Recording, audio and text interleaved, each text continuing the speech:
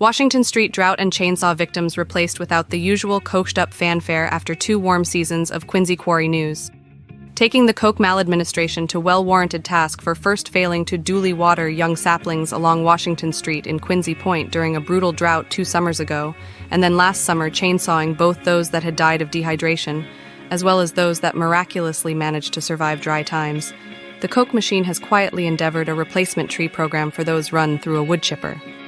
In turn, while quietly done on the down low, QuincyQuarry News can only properly give some opening but still tentative props for this do-over so as to endeavor to address the woeful lack of a tree canopy in Quincy Point and so help, however modestly, offset climate change as well as mitigate a major greenhouse gas.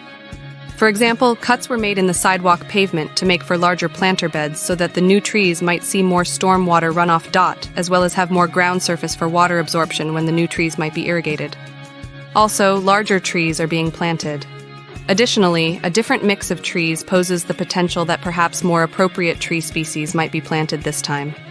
Further, the new trees are much more robustly staked, and which is essential to properly establish a new tree. At the same time, missing was the usual photo-op presser with a chrome shovel, while Quincy Mayor Thomas P. Koch, yet again shovels it? Then again, a photo-op on a do-over would surely be a bad idea.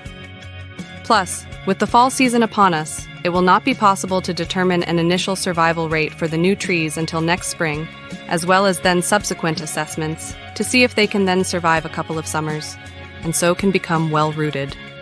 Needless to say, QuincyQuarry News' ever-growing legions of loyal readers can count on the quarry to report updates as appropriate on this year's series of exposés of arboreal abuse by the city of Quincy.